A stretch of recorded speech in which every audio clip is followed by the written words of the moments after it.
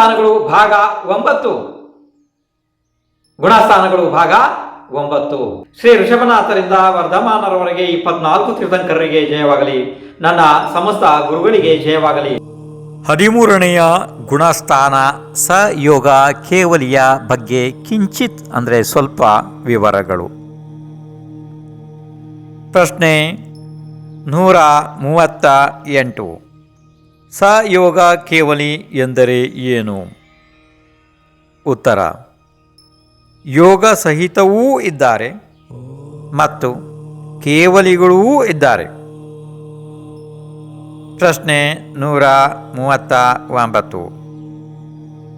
ಇಲ್ಲಿಗೆ ಬರುವವರೆಗೆ ಹಿಂದಿನ ಎಲ್ಲ ಗುಣಸ್ಥಾನಗಳನ್ನು ಸೇರಿಸಿ ಎಷ್ಟು ಕರ್ಮ ನಾಶ ಆದವು?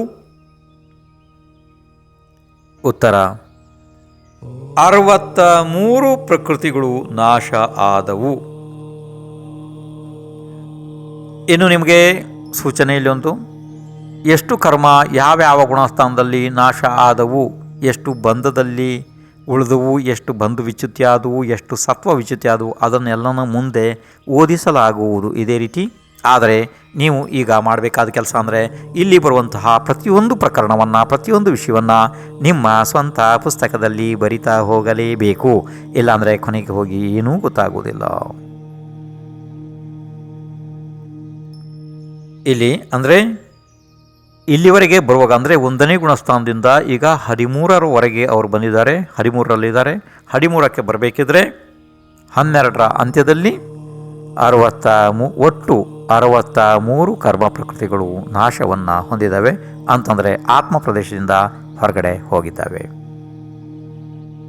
ಇನ್ನು ಮುಂದಿನ ವಿಷಯ ಕೇಳ್ರಿ. ಪ್ರಶ್ನೆ 140. ಇವರನ್ನು ಏನೆಂದು ಕರೆಯುತ್ತಾರೆ? ಉತ್ತರ: ಅರಹಂತ ಅಥವಾ ಅರಿಹಂತ. ಇನ್ನೊಂದು ವಿಷಯ ಇದೆ, ಅರುಹ ಕೂಡ ಬರ್ತದೆ, ಅದೇ ಇರಲಿ. ಅರಹಂತ ಅಂದರೆ ಪೂಜೆಗೆ ಅರ್ಹ, ಅವರಲ್ಲಿ ಪೂಜಿಸಿಕೊಳ್ಳುವ ಅರ್ಹತೆ ಯೋಗ್ಯತೆ ಇದೆ. ಅವರು ಪೂಜ್ಯ ಇದ್ದಾರೆ, ಅವರು ಅರ್ಹ ಇದ್ದಾರೆ, ಅವರು ಅರಹಂತ ಇದ್ದಾರೆ. ಅರಿಹಂತ ಅಂದರೆ ಅಂದರೆ ಶತ್ರು, ಹಂತ ಅಂದರೆ ಘಾತ ಮಾಡಿದವನು, ಅಂದರೆ ಕರ್ಮರೂಪಿ ಶತ್ರುವನ್ನು ಘಾತ ಮಾಡಿದವನು ಎಂದು ಅರ್ಥ ಆಗುತ್ತದೆ. ಅವರು ಯಾವುದೇ ಜೀವಗಳ ಘಾತವನ್ನು ಮಾಡಿಲ್ಲ, ಸ್ವಯಂ ತಮ್ಮ ಆತ್ಮನಿಗೆ ಅಂಟಿರುವ ಕರ್ಮಗಳನ್ನು ತಪ ಮಾಡಿ ಆತ್ಮನಿಂದ ಹೊರ ಹಾಕಿದ್ದಾರೆ ಅಷ್ಟೆ. ಮತ್ತು ಅವರು ಯಾವ ಘಾತಕ ಅಲ್ಲ, ಅದನ್ನು ತಪ್ಪಾಗಿ ಅರ್ಥಗಳನ್ನು ತಿಳಿಯುವುದಿಲ್ಲ. ಅರ್ಥ ಆಯಿತು? ಇನ್ನು ಮುಂದೆ ಪ್ರಶ್ನೆ 141. ಅರಹಂತರಲ್ಲಿ ಯಾವ ಭೇದಗಳು ಇವೆ? ಉತ್ತರ: ಮುಖ್ಯವಾಗಿ 7 ಪ್ರಕಾರದವರು ಇರುತ್ತಾರೆ. 5 ಕಲ್ಯಾಣಕಗಳಿಂದ ಯುಕ್ತರು, 3 ಕಲ್ಯಾಣಕಗಳಿಂದ ಯುಕ್ತರು, 2 ಕಲ್ಯಾಣಕಗಳಿಂದ ಯುಕ್ತರು, ಗಂಧಕುಟಿಯಿಂದ ಯುಕ್ತರು, ಸಾತಿಶಯ ಕೇವಲಿಗಳು, ಸಾಮಾನ್ಯ ಕೇವಲಿಗಳು ಅಂದರೆ ಇದರಲ್ಲಿ ಮುಖ ಕೇವಲಿ ಕೂಡ ಬರುತ್ತಾರೆ, ಉಪಸರ್ಗ ಕೇವಲಿಗಳು, ಅಂತಃಕೃತ ಕೇವಲಿಗಳು. ಇದರ ಒಳಗಡೆ ಸ್ವಲ್ಪ ವಿಸ್ತಾರವನ್ನು ಹೇಳ್ತೀನಿ. ಭಾಳ ವಿಸ್ತಾರಗಳನ್ನು ಬೇರೆ ಬೇರೆ ಸ್ಥಳಗಳಲ್ಲಿ ಹೇಳಿಯಾಗಿದೆ, ಅಂದರೆ ಬೇರೆ ವಿಭಾಗಗಳಲ್ಲಿ, ತತ್ವಸೂತ್ರಾದಿ ವಿಭಾಗಗಳಲ್ಲಿ ಹೇಳಿಯಾಗಿದೆ. ಇಲ್ಲಿ ಅತಿ ಸೂಕ್ಷ್ಮವಾಗಿ ಸೂಕ್ತವಾಗಿ ಹೇಳ್ತೀನಿ, ಸ್ವಲ್ಪ ಬೇಗ ಕೇಳ್ಕೊಡ್ರಿ ಅದನ್ನ. 5 ಭರತ ಕ್ಷೇತ್ರ ಮತ್ತು 5 ಐರಾವತ ಕ್ಷೇತ್ರದಲ್ಲಿ ಯಾವಾಗ ತೀರ್ಥಂಕರರು ಆಗ್ತಾರೆ ಆವಾಗ ಅವರು ಎಲ್ಲರೂ ಕೂಡ 5 ಕಲ್ಯಾಣಕದಿಂದ ಯುಕ್ತರೇ ಇರುತ್ತಾರೆ. ಅಂದರೆ ಅವರಿಗೆ 5 ಕಲ್ಯಾಣಗಳು ಆಗಿಯೇ ಆಗ್ತವೆ. ಆದರೆ ವಿದೇಶದಲ್ಲಿ ಯಾವಾಗಲೂ ಇರುವಂತಹ ಸೀಮಂದರು, ಯುಗ್ಮಂದರು, ಬಾವು, ಸುಬಾವು ಇವರೆಲ್ಲ 20 ತೀರ್ಥಂಕರದ್ದು 5 ಕಲ್ಯಾಣಗಳು ಆಗಿ ಆಗ್ತವೆ. ಆದರೆ ಇನ್ನಿತರ ಭೂಮಿಗಳು 100 ಇರ್ತವೆ, ಅಲ್ಲಿ ಯಾವಾಗ ಬೇಕಾದರೂ ತೀರ್ಥಂಕರಾಗ್ತಾ ಇರ್ತಾರೆ. ಅವರದ್ದು ಮಾತ್ರ 5 ಕಲ್ಯಾಣ, 3 ಕಲ್ಯಾಣ, 2 ಕಲ್ಯಾಣ ಈ ರೀತಿ ಆಗಬಹುದು. ಹೇಗೆ ಅಂತಂದರೆ ಅದರ ಕಾರಣ ಏನು ಅಂತಂದರೆ ಆ ಭೂಮಿಗೆ ಬರೋದಕ್ಕಿಂತ ಹಿಂದಿನ ಅಂದರೆ 3 ಭಾವದ ಹಿಂದೆ ಅಕಸ್ಮಾತ್ ಅವರು ತೀರ್ಥಂಕರ ಪ್ರಕೃತಿಯನ್ನು ಬಂಧನ ಮಾಡಿಕೊಂಡ ಪಕ್ಷದಲ್ಲಿ ಅವರಿಗೆ 5 ಕಲ್ಯಾಣಗಳು ನಿಶ್ಚಿತವಾಗಿ ಆಗಿಯೇ ಆಗ್ತವೆ. ಅಕಸ್ಮಾತ್ ಯಾವ ಜೀವ ಹಾಗೆಯೇ ಬಂದಿದೆ, ತೀರ್ಥಂಕರ ಪ್ರಕೃತಿ ಆ ಜೀವದ ಜೊತೆಯಲ್ಲಿ ಇಲ್ಲ ಅಂತ ಜೀವಕ್ಕೆ ಆದರೆ ಒಂದು ಗರ್ಭಕ್ಕೆ ಬಂದಿದ್ದಾಯಿತು, ಒಂದು ಜನ್ಮನೂ ಕೂಡ ಆಯಿತು. ಅದಾದ ನಂತರ ಗೃಹಸ್ಥ ಅಥವಾ ಶ್ರಾವಕ ಅವಸ್ಥೆಯಲ್ಲಿ ತೀರ್ಥಂಕರ ಪ್ರಕೃತಿ ಬಂದ ಆದ ಪಕ್ಷದಲ್ಲಿ ಆ ಜೀವಕ್ಕೆ ಮುಂದೆ ದೀಕ್ಷಾ ಕಲ್ಯಾಣ ಅಂದರೆ ಪರಿನಿಷ್ಕ್ರಮಣ ಕಲ್ಯಾಣ, ದೀಕ್ಷಾ ಕಲ್ಯಾಣ ಮತ್ತು ಕೇವಲ ಜ್ಞಾನ ಕಲ್ಯಾಣ, ಮೋಕ್ಷ ಕಲ್ಯಾಣ, ಈ 3 ಕಲ್ಯಾಣಗಳು ಸಿಗ್ತವೆ. ಅಕಸ್ಮಾತ್ ಯಾವುದಾದ್ರೂ ಜೀವ ತೀರ್ಥಂಕರ ಪ್ರಕೃತಿ ಇಲ್ಲದೇನೆಯೇ ಹಾಗೆಯೇ ಬಂದಿದೆ, ಅದರ ಗರ್ಭ ಆಯಿತು, ಜನ್ಮ ಆಯಿತು, ಮುನಿ ದೀಕ್ಷೆ ಕೂಡ ಆಗಿ ಹೋಯಿತು. ಆ ನಂತರ ಮುನಿ ದೀಕ್ಷೆಯ ಅವಸ್ಥೆ ಒಳಗಡೆ ತೀರ್ಥಂಕರ ಪ್ರಕೃತಿ ಬಂದಾಯಿತು. ಆವಾಗ ಕೇವಲ ಆ ಜೀವಕ್ಕೆ 2 ಕಲ್ಯಾಣಗಳು ಮಾತ್ರ ಸಿಗ್ತವೆ, ಅಂದರೆ ಕೇವಲ ಜ್ಞಾನ ಕಲ್ಯಾಣಕ ಮತ್ತು ಮೋಕ್ಷ ಕಲ್ಯಾಣಕ. ಈಗ ಆಯಿತು 5 ಕಲ್ಯಾಣಕದವರು ಮತ್ತು 3 ಕಲ್ಯಾಣಕದವರು ಮತ್ತು 2 ಕಲ್ಯಾಣಕದವರು. ಇದು ನಿಮಗೆ ಗೊತ್ತಾಯಿತು ಅನಿಸುತ್ತೆ. ಇದು ಭಾಳ ವಿಸ್ತಾರದ ವಿಷಯ ಇಲ್ಲಿ ಅಲ್ಲ, ಯಾಕೆಂದರೆ ಈ ವಿಷಯವನ್ನು ನಿಮಗೆ ಬೇರೆ ಪ್ರಕಾರದಲ್ಲಿ ಮಾಡ್ತಾ ಇದ್ದೀನಿ ನಾನು. ಇಷ್ಟು ವೇಗವಾಗಿ ಅಥವಾ ಈ ರೀತಿ ಮಾಡಿಲ್ಲ. ಇದರ ಎಲ್ಲ ವಿಸ್ತಾರ ವಿಷಯಗಳನ್ನು ತತ್ವಾರ್ ಸೂತ್ರ ಏನು ಅಲ್ಲಿ 263 ಭಾಗ ಇದೆ, ಅದರಲ್ಲಿ ಹೋಗಿ ಅದರ ಅರ್ಥದಲ್ಲಿ ತಾವು ಕೇಳಿಕೊಳ್ಳಬಹುದು. ಅರ್ಥ ಆಯಿತು? ಅಕಸ್ಮಾತ್ ಯಾರಿಗಾರು ಈ ಎಲ್ಲ ವಿಷಯಗಳ ವಿಸ್ತಾರ ವಿಷಯ ಬೇಕು ಅಂತಂದರೆ ನಿಮ್ಮ ಮೊಬೈಲ್ನ ಪ್ಲೇಸ್ಟೋರ್ನಲ್ಲಿ ವಿದ್ಯಾಭೂಷಣ್ ಮಹಾರಾಜ್ ಅಷ್ಟು ಹೊಡೆದ್ರೆ ಸಾಕು. ಅಷ್ಟೊತ್ತಿಗೆ ಅಲ್ಲಿ ಫೋಟೋ ಬರ್ತದೆ, ಅದನ್ನು ಕ್ಲಿಕ್ ಮಾಡೋದು, ಇನ್ಸ್ಟಾಲ್ ಮಾಡಿಕೊಡ್ರಿ, ಆ್ಯಪ್ ಬಂತು. ಆ ಆ್ಯಪ್ನಲ್ಲಿ ಈ ಎಲ್ಲ ವಿಷಯಗಳು ಸಿಗ್ತವೆ ತತ್ವಾರ್ ಸೂತ್ರದ ಟೀಕಾ ವಿಭಾಗದಲ್ಲಿ. ಅದಾದ ನಂತರ ಇಲ್ಲಿ ಏನಾಯಿತು, 5 ಕಲ್ಯಾಣಗಳಿಂದ ಯುಕ್ತರು, 3 ಕಲ್ಯಾಣಗಳಿಂದ ಯುಕ್ತರು, 2 ಕಲ್ಯಾಣಗಳಿಂದ ಯುಕ್ತರು, ಇನ್ನು ಗಂಧಕುಟಿ ಯುಕ್ತರು ಅಂದರೆ ಅವರು ಗಂಧಕುಟಿ ಅವರಿಗೆ ದೇವತೆಗಳು ರಚಿಸಿರ್ತಾರೆ, ಅದರ ಮೇಲೆ ಅವರು ವಿರಾಜಮಾನರಾಗಿರ್ತಾರೆ.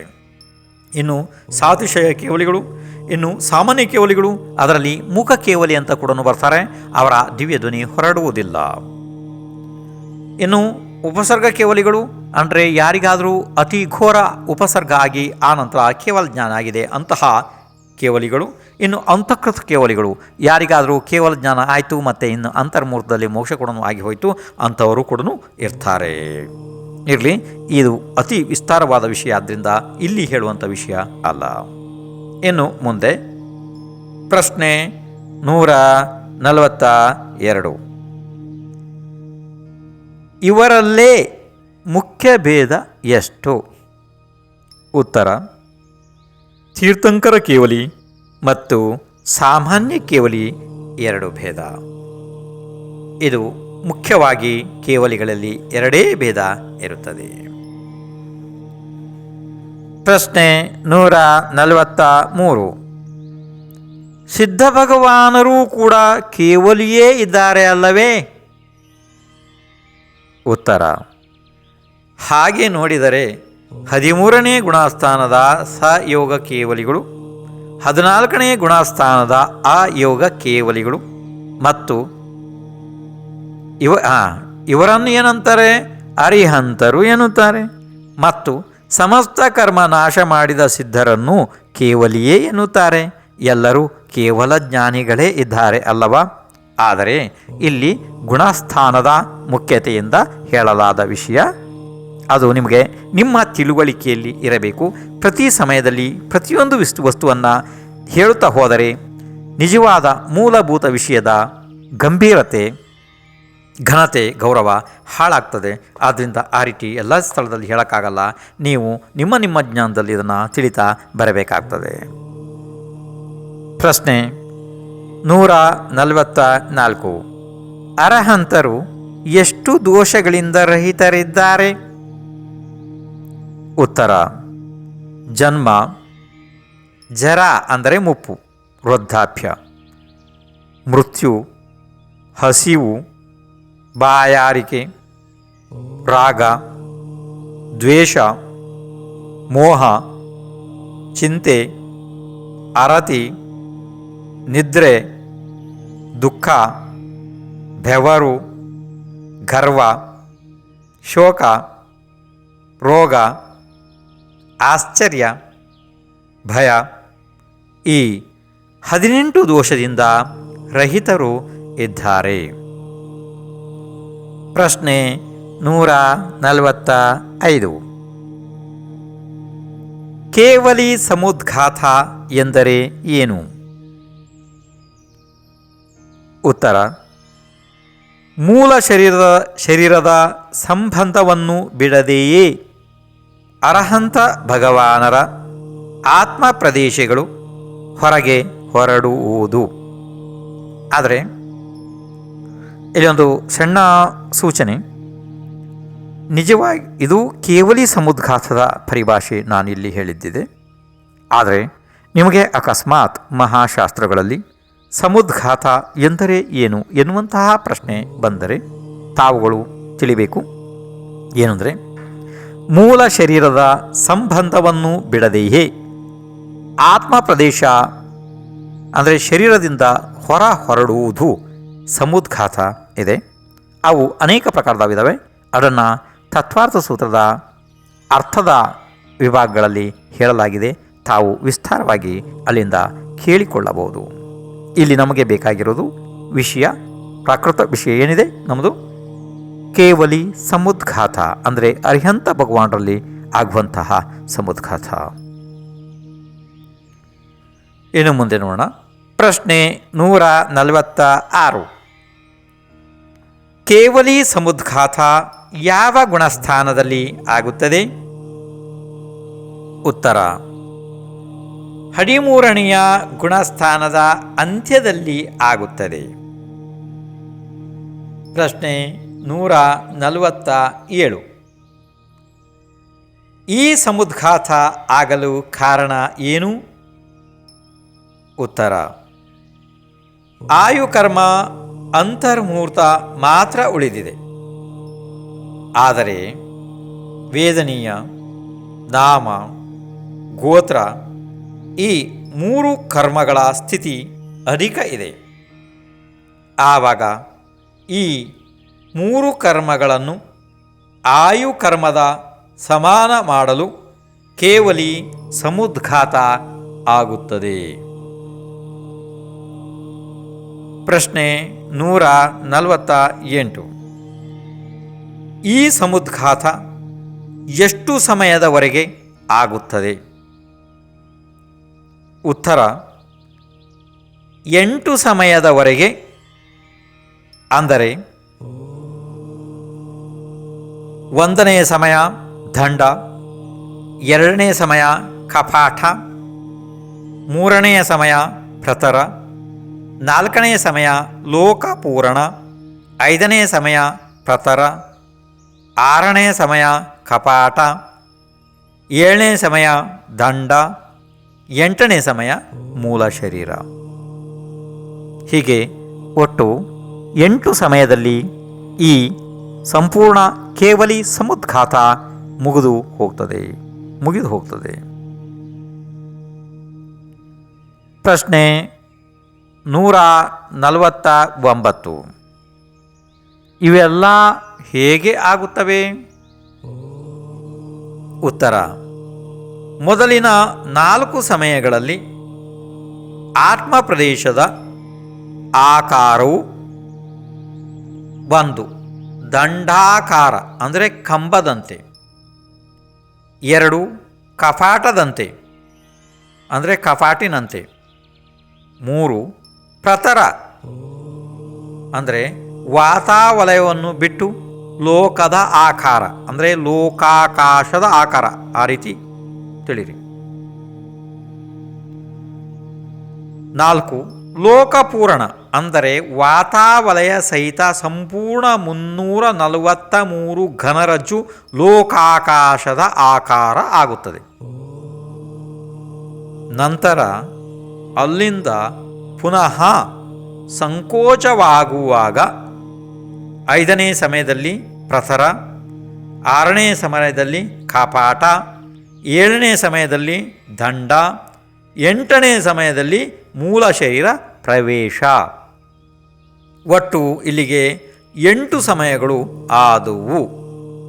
ಈಗ ಲೋಕಾಕಾಶ ಹೇಗೆ, ಎಷ್ಟು ವಿಸ್ತಾರ, ಇದನ್ನೆಲ್ಲ ನೀವು ನೋಡಬೇಕಿದ್ರೆ ಅಲ್ಲಿ ಆ್ಯಪ್ ಡೌನ್ಲೋಡ್ ಮಾಡ್ಕೊಳ್ರಿ. ಅದರಲ್ಲೊಂದು ಲೋಕಾಕಾಶ ಅಂಥೇಳಿ ಒಂದು ವಿಭಾಗ ಇದೆ, ಅಂದರೆ ಒಂದು ಫೋಲ್ಡರ್ ಇದೆ. ಅದನ್ನು ಕ್ಲಿಕ್ ಮಾಡಿರಿ. 29 ಅಥವಾ 30 ಭಾಗಗಳಲ್ಲಿ ಲೋಕಾಕಾಶದ ನಿಮಗೆ ಬೇಕಾದಷ್ಟು ಎಲ್ಲ ವಿಸ್ತಾರ ಸಿಗುತ್ತದೆ. ಲೋಕಾಕಾಶ ಹೇಗಿರ್ತದೆ ಆ ಸ್ಥಳದಲ್ಲಿ ನೀವು ನೋಡ್ಕೋಬೋದು. ಇನ್ನು ಮುಂದಿನ ವಿಷಯ ಪ್ರಶ್ನೆ 150. ಸಮವಶರಣ ಎಂದರೆ ಏನು? ಉತ್ತರ: ಎಲ್ಲ ಜೀವಗಳಿಗೂ ಸಮಾನ ರೂಪದಿಂದ ಶರಣು ಕೊಡುವುದು ಸಮವಶರಣ. ಅಥವಾ ತೀರ್ಥಂಕರ ಎಂಬ ಅತಿ ಉತ್ಕೃಷ್ಟ ದರ್ಜೆಯ ಪುಣ್ಯರೂಪ ನಾಮಕರ್ಮದ ಉದಯದಿಂದ ದೇವತೆಗಳಿಂದ ರಚಿಸಿದ ತೀರ್ಥಂಕರರ ಧರ್ಮ ಸಭೆಗೆ ಸಮವಶರಣ ಎನ್ನುತ್ತಾರೆ. ಪ್ರಶ್ನೆ 151. ಸಮವಶರಣ ಯಾವ ಗುಣಸ್ಥಾನದಲ್ಲಿ ಆಗುತ್ತದೆ? ಉತ್ತರ: 13ನೇ ಸಯೋಗ ಕೇವಲಿ ಗುಣಸ್ಥಾನದಲ್ಲಿ ಆಗುತ್ತದೆ. ಇನ್ನು ಇದು ಈಗ ಇಲ್ಲಿ ಸಯೋಗ ಕೇವಲಿಯ ಬಗ್ಗೆ ಅತಿ ಸಂಕ್ಷಿಪ್ತವಾಗಿ ಹೇಳಿದ್ದು ಆಗಿದೆ. ಇನ್ನು ಮುಂದೆ 14ನೆಯ ಗುಣಸ್ಥಾನ ಅಯೋಗ ಕೇವಲಿ ಗುಣಸ್ಥಾನದ ಬಗ್ಗೆ ಸ್ವಲ್ಪ ಹೇಳಲಾಗ್ತದೆ ಅಷ್ಟೇ. ಪ್ರಶ್ನೆ 152. ಅಯೋಗ ಕೇವಲಿ ಶಬ್ದದ ಅರ್ಥ ಏನು? ಉತ್ತರ: ಯೋಗ ಇಲ್ಲದವರು ಮತ್ತು ಕೇವಲ ಜ್ಞಾನಿಗಳು. ಪ್ರಶ್ನೆ 153. ಯೋಗಗಳು ಯಾವುವು? ಉತ್ತರ: ಮನಃ ಯೋಗ, ವಚನ ಯೋಗ, ಕಾಯ ಯೋಗ. ಪ್ರಶ್ನೆ 154. 14ನೆಯ ಗುಣಸ್ಥಾನದ ಕಾಲ ಎಷ್ಟು? ಉತ್ತರ: ಅ, ಇ, ಉ, ರು, ಲೃ. ಈ 5 ಹ್ರಸ್ವ ಸ್ವರ ಉಚ್ಚಾರಣೆ ಮಾಡುವಷ್ಟು, ಅಂದರೆ 5 ಅಕ್ಷರಗಳ ಉಚ್ಚಾರಣೆಯಲ್ಲಿ ತಗಲುವಷ್ಟು ಕಾಲಗಳು ಮಾತ್ರ. ಆದರೆ ಇದು ಕೂಡ ಅಂತರ್ಮೂರ್ತ ಕಾಲವೇ ಇದೆ. ಪ್ರಶ್ನೆ 155. 14ನೇ ಗುಣಸ್ಥಾನದ ಮುಖ್ಯ ವಿಶೇಷತೆಗಳು ಏನು? ಉತ್ತರ: ಯೋಗ ರಹಿತರು, ಅಂದರೆ ಇಲ್ಲಿ ಇವರಿಗೆ ಯೋಗ ಇಲ್ಲ. ಕರ್ಮ ಆಶ್ರವಗಳಿಂದ ರಹಿತರು, ಇವರಿಗೆ ಕರ್ಮ ಆಶ್ರವ ಆಗುವುದಿಲ್ಲ. ಕೇವಲ ಜ್ಞಾನ ಸಹಿತರು, 18,000 ಶೀಲಗಳನ್ನು ಹೊಂದಿರುವವರು, ಶುಭ ಮತ್ತು ಅಶುಭ ಪ್ರವೃತ್ತಿ ರಹಿತರು, ಅಯೋಗಿ ಪರಮಾತ್ಮರು ಇರುತ್ತಾರೆ. ಈಗ ಈ ಸಂಪೂರ್ಣ ಭಾಗಗಳ ನಂತರ ಕೊನೆಯಲ್ಲಿ ಬೇಕಾದರೆ 18,000 ಶೀಲಗಳ ಬಗ್ಗೆ ಒಂದು ಸಂದೃಷ್ಟಿ, ಅಂದರೆ ಚಾಟ್ ಮಾಡಿ ಹೇಳ್ತೇನೆ ಬೇಕಾದರೆ. ಆದರೆ ಈಗ ಅದು ಅತಿ ವಿಸ್ತಾರದ ಭಯದಿಂದ ಅದನ್ನು ಇಲ್ಲಿ ಹೇಳಲಾಗಿಲ್ಲ. ಯಾವುದು? 18,000 ಶೀಲಗಳ ಬಗ್ಗೆ. ಆಯಿತು, ಮುಂದೆ ನೋಡೋಣ ಅದನ್ನ. ಇನ್ನು ಪ್ರತಿಯೊಂದು ವಿಷಯನೂ ನೀವು ಬರಿತಾ ಇದ್ದರೆ ಭಾಳ ಒಳ್ಳೆಯದು. ಇಲ್ಲದಿದ್ದರೆ ಇದು ಮುಂದೆ ನಿಮ್ಗೆ ಏನೂ ಗೊತ್ತಾಗೋದಿಲ್ಲ. ಆದ್ದರಿಂದ ನಾನೇನು ಮಾಡೋಕ್ಕಾಗಲ್ಲ ಮುಂದೆ. ಹಾಗಾಗಿ ವಿದ್ಯಾಭೂಷಣ್ ಮಹಾರಾಜರ ಆ್ಯಪ್ ಅನ್ನು ಡೌನ್ಲೋಡ್ ಮಾಡಿಕೊಳ್ಳಲು ಪ್ಲೇಸ್ಟೋರ್ ಅನ್ನು ಓಪನ್ ಮಾಡಿ ಹಾಗೂ ಟೈಪ್ ಮಾಡಿ ವಿದ್ಯಾಭೂಷಣ್ ಮಹಾರಾಜರ ಫೋಟೋ ಕಾಣಿಸುತ್ತೆ, ಅದರ ಮೇಲೆ ಕ್ಲಿಕ್ ಮಾಡಿಕೊಳ್ಳಿ ಹಾಗೂ ಆ್ಯಪ್ ಅನ್ನು ಇನ್ಸ್ಟಾಲ್ ಮಾಡಿಕೊಳ್ಳಿ. ಹಾಗೂ ನಿಮಗೆ ಬೇಕಾದ ಶಾಸ್ತ್ರದ ಸ್ವಾಧ್ಯಾಯವನ್ನು ಆಡಿಯೋ ಮೂಲಕ ಕೇಳಿ ತಿಳಿದುಕೊಳ್ಳಿ. ಯೂಟ್ಯೂಬ್ ಚಾನಲ್ ಅನ್ನು ಸಬ್ಸ್ಕ್ರೈಬ್ ಮಾಡಿ, ಲೈಕ್ ಮತ್ತು ಶೇರ್ ಮಾಡಿ.